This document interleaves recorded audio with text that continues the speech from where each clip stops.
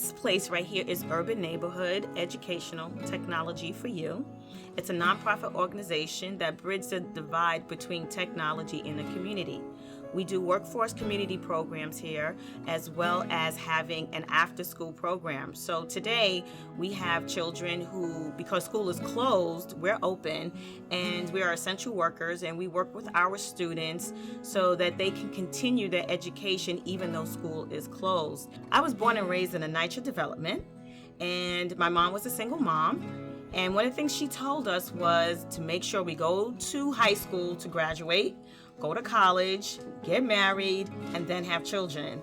And of course, I just didn't do it that way. I got married, and I got married young, had my 3 kids, and I would take them to school. And this one day, one of the staff members asked me to be on the PTA, and I ended up being the president. And that was really the beginning of community service. We found out that a lot of women in our district have to have 2 jobs to put food on the table. It's a lot that women have to go to, but we are in this community not represented. And this is a historical event, and I'm asking for the voters actually to come out and vote for women so that we can change the narrative in this community and many communities. Thank you so much.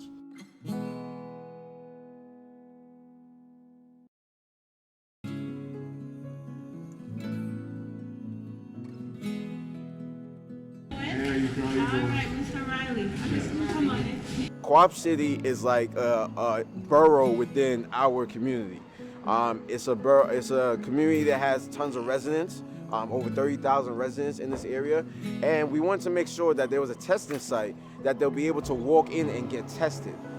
During this pandemic, a lot of people lost their lives. A lot of people were scared, and we want to make sure that people are getting tested and providing them with proper PPE. So during this pandemic, especially in this area, I've been able to not only bring this testing site, but also provide food for the families who are going through food insecurities within the community. Also providing PPE for families within this community also. When I say I'm a native son, I'm born and raised in this community.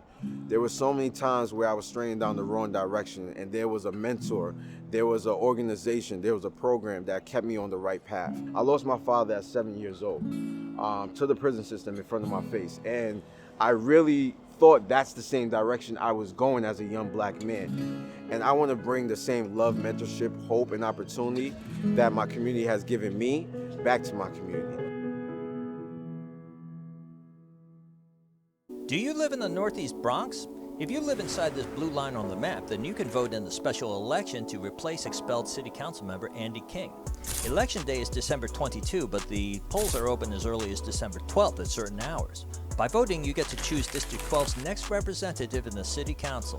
To instantly find your polling place and voting hours, go to findmypollsite.vote.nyc. That's findmypollsite.vote.nyc. Apply for absentee ballot by December 15th by mail.